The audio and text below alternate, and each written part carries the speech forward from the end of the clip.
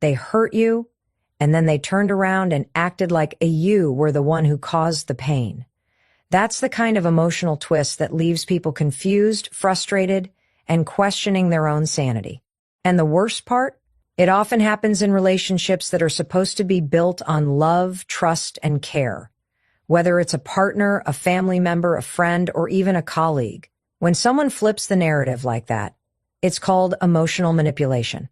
And unless you learn to recognize it and rise above it, you will keep replaying that hurt in your head over and over again. You'll keep trying to make sense of something that was designed to be senseless. You are not crazy for feeling hurt. You are not weak for being affected by what happened, what they did, whether it was lying, cheating, betraying your trust, dismissing your emotions, or making you feel invisible, was real. But then, when they were faced with the consequences of their actions, they shifted the blame. Suddenly, your reaction to their behavior became the problem. Your anger, your silence, your decision to distance yourself, all of it was twisted into an attack on them. That's not accountability, that's manipulation. The first thing you need to understand is that people who avoid accountability will do anything to keep their self-image intact. If admitting fault feels like a threat to their ego, they won't do it. Instead, they'll project their guilt onto you. They'll cry louder than the person they hurt. They'll gather sympathy. They'll paint themselves as the misunderstood one. And the more they do that, the more you begin to question yourself. Did I overreact? Maybe I was too sensitive. Maybe I should have handled it differently. Stop. That's not clarity speaking. That's emotional confusion caused by someone who refuses to take responsibility for the pain they inflicted. Now let's talk about what you can do. First, you need to build awareness. Recognize the pattern. This isn't about holding a grudge. It's about understanding the cycle. If someone constantly shifts blame, invalidates your emotions, and makes themselves the victim whenever you try to speak your truth, that's a toxic dynamic. Once you recognize it, you gain the power to disrupt it, because now you can set boundaries. And boundaries are not walls. They're clarity. They're a declaration of what you will and will not allow in your life. Setting boundaries means you stop explaining yourself to people who are committed to misunderstanding you. It means you stop begging someone to admit what they did, especially if they've shown you that they won't. Your healing is not dependent on their apology. It's dependent on your decision to choose yourself. And choosing yourself might look like walking away. It might look like blocking their number.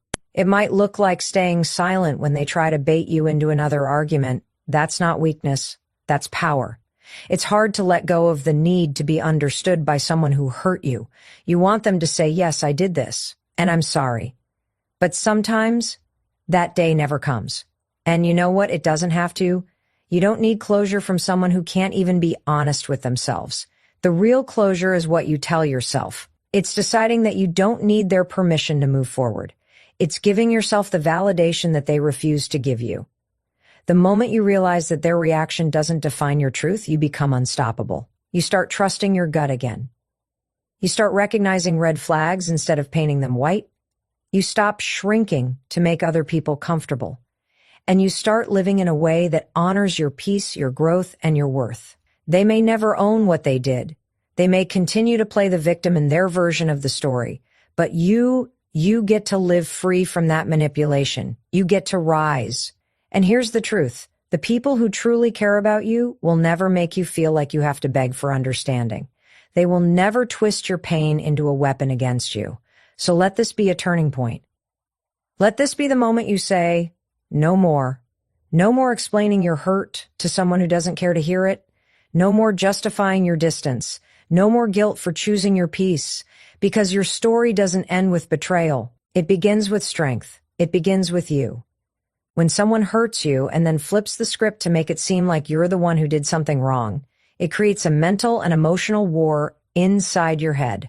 You start questioning your intentions, your words, your actions, and that internal conflict can be more painful than the original offense. That's the real danger of manipulation. It confuses your sense of reality. And if you're not careful, it starts to chip away at your confidence, your boundaries, and even your self-worth. Let's be honest, it's not just about what they did. It's about how they made you feel about what they did. Because instead of offering remorse, they gave you silence. Instead of accountability, they gave you attitude. Instead of validation, they gave you guilt. And you, being a person who actually cares, tried to fix it. You probably tried to explain how you felt. You probably tried to forgive too soon. You might have even taken responsibility for things that weren't yours to carry just to keep the peace. But peace that comes at the cost of your voice isn't peace. It's suppression. And you deserve better than that. One of the most powerful things you can do is to start believing in your experience again.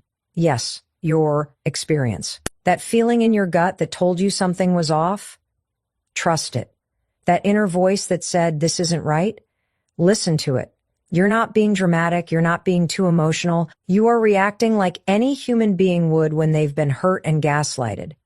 And recognizing that is the beginning of reclaiming your power. The people who twist your pain into something about them aren't doing it because they misunderstood. They're doing it to escape accountability. They make themselves the victim because it's easier than facing the truth.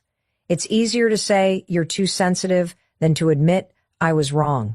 And when someone refuses to take ownership of the harm they caused, there's only one direction to go forward. Not with them, but without them.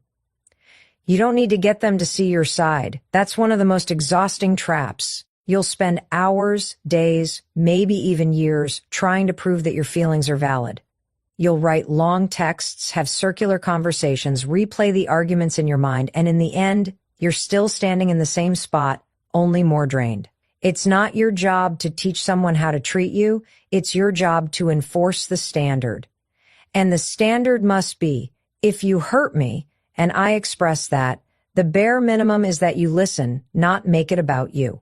Now, this doesn't mean you have to walk away from every person who hurts you. People make mistakes. But there's a difference between a mistake and a pattern. A mistake is followed by remorse, growth, changed behavior. A pattern is followed by excuses, deflection, and repeated harm.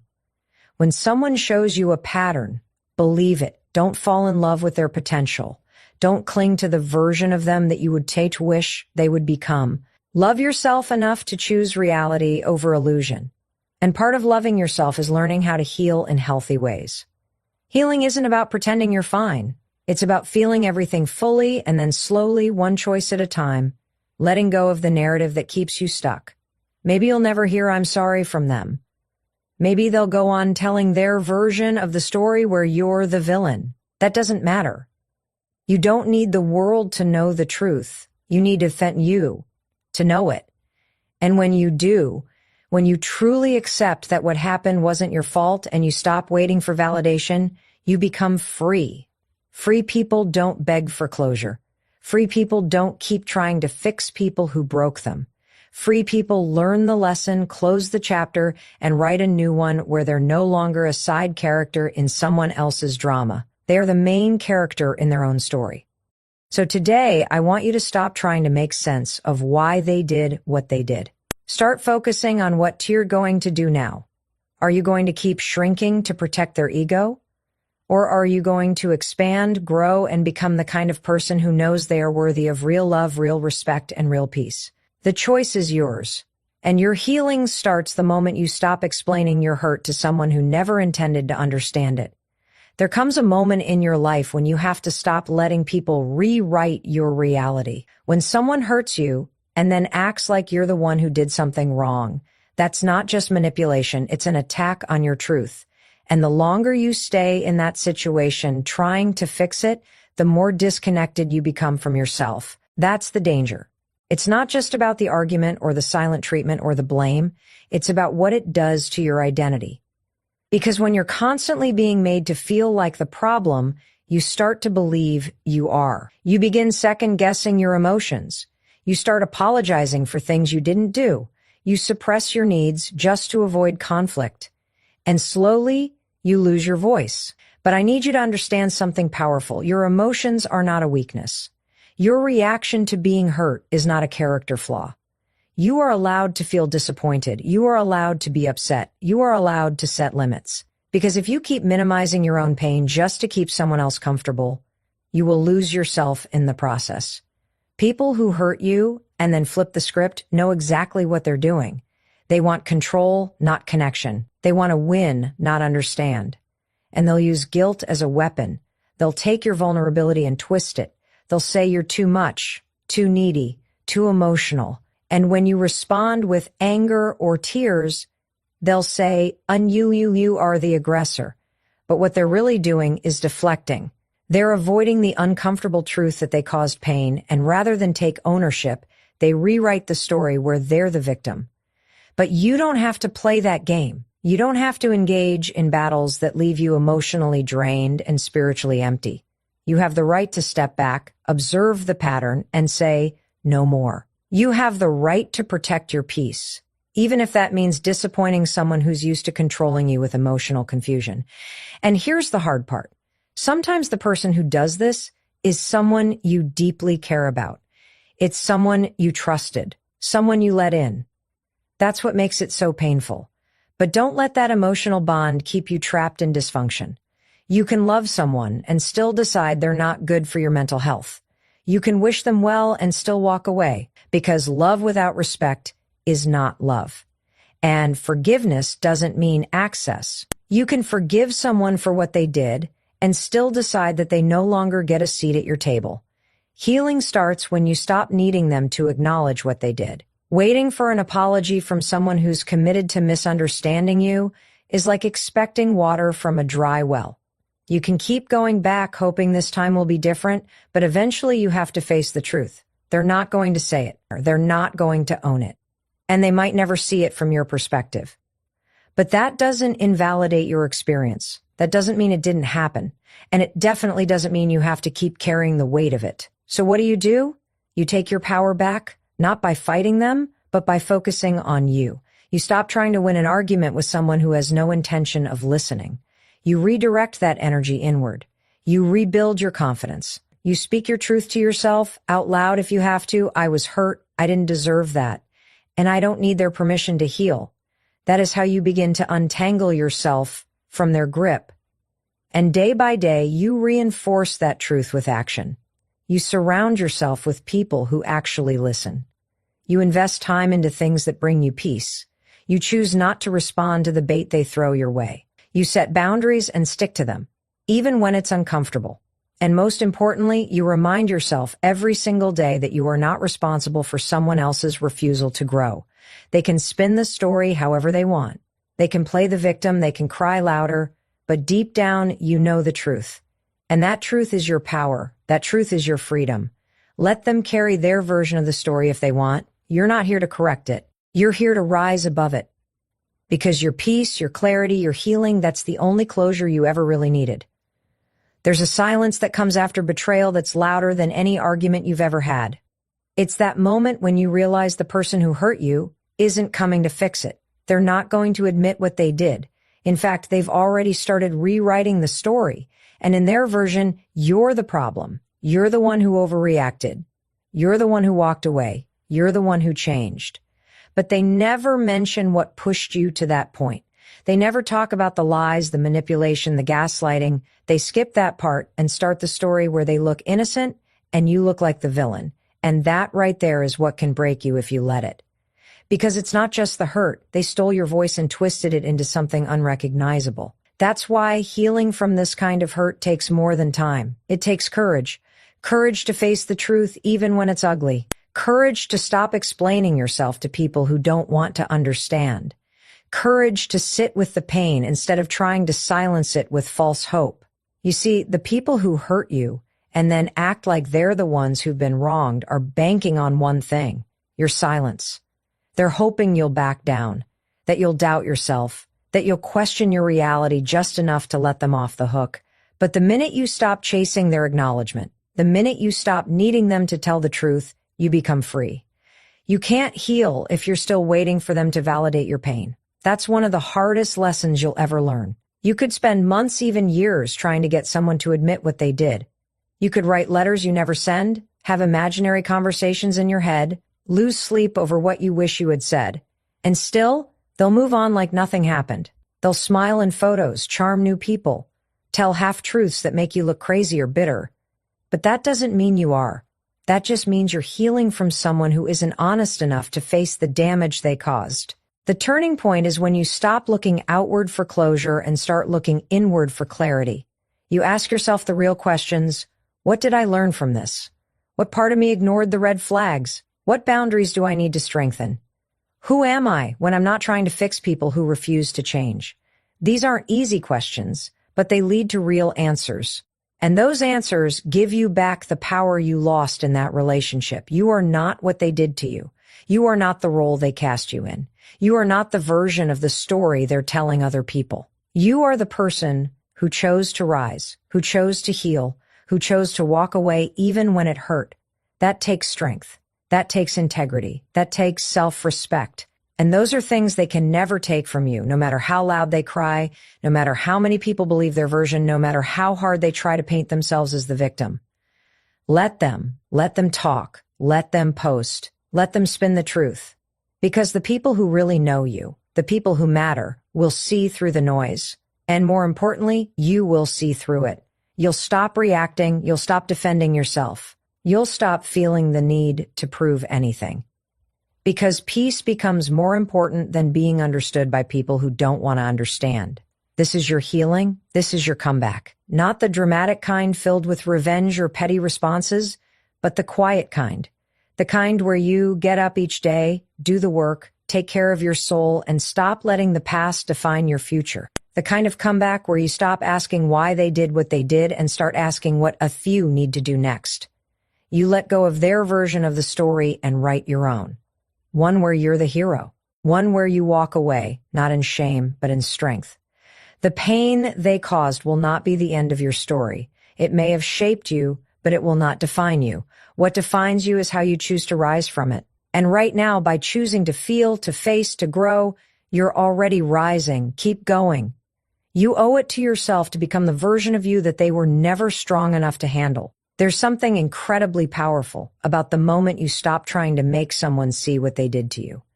That moment when you stop explaining, stop pleading, stop replaying the story over and over, hoping for a different ending. Because deep down, you know, they understood. They knew they hurt you. They knew their words or actions cut deep. They knew you were breaking inside, and they chose to turn the tables instead. They hurt you and then had the audacity to act like you were the one who caused the pain. And that kind of betrayal doesn't just sting, it makes you question everything. But what if I told you that the clarity you're searching for doesn't come from them? It comes from you. You don't need someone to admit they were wrong in order for you to be right. You don't need a confession in order to heal. The truth is, when someone wrongs you and refuses to own up to it, they're protecting a version of themselves they can't let go of. And your pain, your reaction, is a threat to that version. So they rewrite the story, not because it's true, but because it's comfortable. It's easier for them to believe that you're dramatic, reactive, unstable, anything but hurt. Because if they admitted you were hurt, they'd have to admit they were the cause of that hurt. And that's something their ego just won't allow. But you don't have to live by their script anymore. You don't have to stay stuck in their version of reality. You get to tell your story. You get to reclaim your voice. And that begins the moment you stop seeking justice from someone who was never built to give it to you. Some people don't want to make it right. They just want to make themselves look right. And every time you go back hoping for clarity, all you get is more confusion, more hurt, more manipulation. So stop returning to the same scene expecting a new outcome. That story has already played out. It's time to write a new one. And in this new story, you choose peace. Not because you've forgotten what they did, but because you're done letting it control you. You're done letting their silence echo in your mind. You're done letting their denial steal your joy. You're done shrinking so they can stay comfortable in the lie they built. You're not bitter for walking away. You're not cold for protecting your space. You're not weak for feeling everything so deeply. You're healing. And that healing starts when you give yourself permission to move forward without their closure. You might not get the apology you deserve. They might never say the words that would make it all make sense. But healing doesn't come from what they say. It comes from what you decide. You decide you're worthy of peace. You decide you're not going to hold your breath waiting for someone else to validate your experience. You decide that your truth matters, even if no one else ever acknowledges it. That decision, that powerful inner declaration, is what sets you free. And freedom looks like no longer reacting to their games. It looks like blocking their number, not to be petty, but to protect your energy. It looks like smiling without guilt, laughing without shame, and growing without needing to prove anything. Because your life isn't a courtroom and you're not on trial. You're not responsible for making other people see what they refuse to look at. You're responsible for you, your healing, your growth, your peace. So breathe. Exhale all the weight of what they didn't say. Release the need for them to ever admit what they did. You saw it. You felt it. You lived through it. That's enough. And the best part, you're still standing, still learning, still loving yourself through the chaos they left behind. That kind of resilience can't be faked. That kind of strength comes from walking through fire and realizing you're still holding your own heart, even after someone tried to break it. You are not broken. You are rebuilding. You are not weak.